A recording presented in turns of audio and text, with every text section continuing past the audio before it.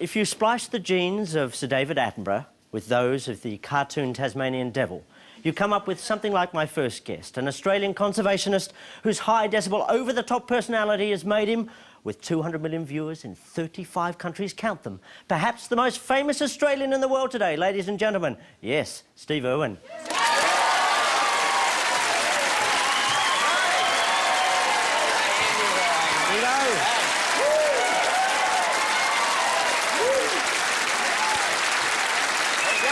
I'm good. Me too.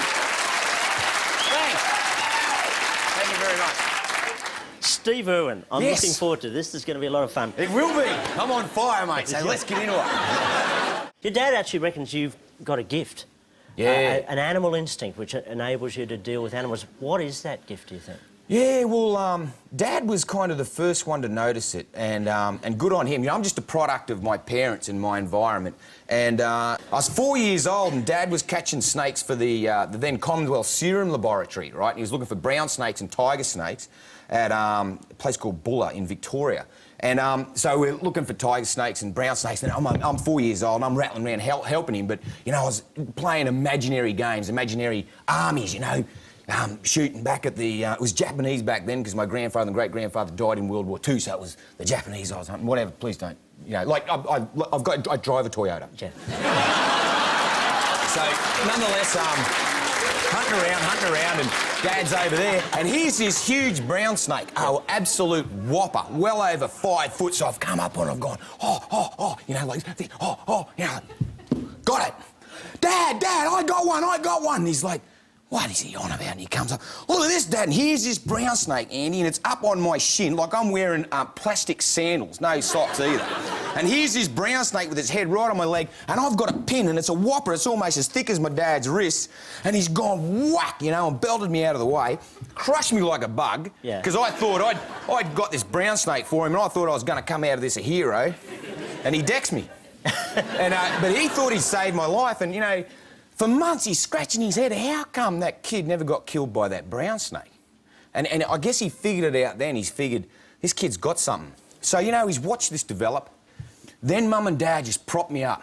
Just propped me up. Every time I'd make mistakes, they just keep, you know, hang in there, lad, hang in there. And they just kept helping me and persuading me to follow my passion, which was wildlife. And that, in essence, you know, helped me to be who I am. Do you ever get down? You talked about being, you know, frightened by human behaviour. Yeah. What gets you down? I've been down, mate. I've been down. I've been way down. I've been down as far as anyone can go down, mate. I lost my mum in a car crash. I went down. I went right down. I watched my dad suffer. I watched my whole family suffer.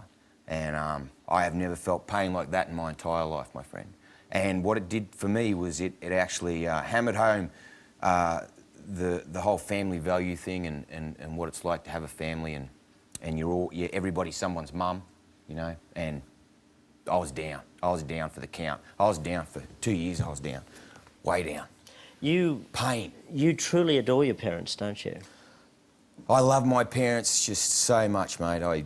You know, like my mum, how'd you be? You know, I was born on her birthday and all she ever did was just love me and prop me up and get me back out in there. And my dad, just the legend of the universe. When I was the tiniest little kid, Andrew, I'd look up at my dad and, you know, he was like larger than life. He was just like this action hero. He was everything I wanted to be.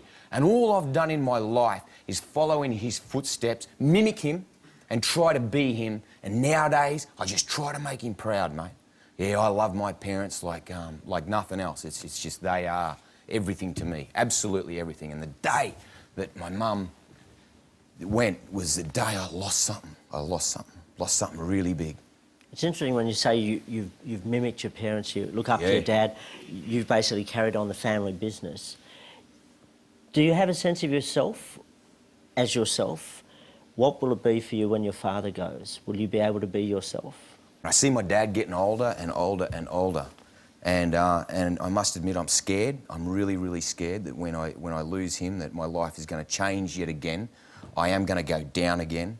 But I'm really lucky that I've got the most drop-dead gorgeous wife on earth who is just so strong and so passionate and so Steve-O orientated. Like, she just... No, mate, you wouldn't... If I said, righto, sweetheart, today we're gonna jump off a cliff, she'll go, righto. She'd pack a bag, though. Yeah. But she'd go, hey, Practical, like, yeah, I've got this thing. I've got the Terry factor, mate. I've got this wife that is so incredibly intelligent and strong that I reckon between us we'll get through it. And, of course, my daughter she's going to be a Tibetan monk. She is, like, incredibly insightful. And when her gran died, she was very, very young, but, you know, she'd hold my hand and she'd give me strength. And to this day, you know, when I get an owie, like a croc bites me, you know, she'd put banana leaves on it and stuff and, you know, make me feel good. Yeah. And I guess when that time comes, because I'm not sure what's going to happen, but I've got some good, strong people, good, strong family around me, mate. You talk about your daughter, Bindi. What's your philosophy of fatherhood? My philosophy of fatherhood, you know, I just treat her exactly the same way as I would want to be treated. And you know, the funny thing is, Andy, I treat my wildlife the same. You know, like if there was a croc there, I'd treat that croc like I'd treat my daughter, like I'd treat you, like I'd treat my wife, like I'd treat anyone. I treat things how I, in turn, would want to be treated. So my little kid, I just treat her how I want to be treated. You know how my mum said, you know, you can't have ice cream for breakfast? Here, sweetheart, have it. Go hard. And you know, yeah, absolutely. You want to catch that snake? Sure, it's venomous, but we'll do it, and I'll show you how, and we'll do it, and we did it. You have animals in the house, don't you? Oh, yeah, my word. She came up close to a carpet snake at one point, isn't Yeah, bit her right on the face, her first snake bite. Oh, yeah. That must have been a proud moment. It was a very proud moment. She's a snake maniac. My daughter's a snake freak. She loves snakes, her favourite animal, the snake. You know, born and raised with snakes. So, you know, here's this carpet python coming across the road at night. We're going out to Poppy's house. And she's like, oh, Daddy, you know. I was like, yeah, don't worry, sweetheart, I'll save it. So I run out there, I grab the snake, and she starts whinging, you know, I want the snake, I want the snake. She's like, all right, sweetheart, here you are. But watch out, he's a bit bitey, and she grabs it. And she starts singing, rock-a-bye, baby. Like this, and goes, whack, bites her right on the lip. And she's like, I said, I told you, sweetheart. Told you he's going to bite you. She's like, it's okay, Dad. Rock-a-bye, whack, right on the nose. Let it go, Dad. Gave it back to me. Blood all pouring down there, and I was very proud of her.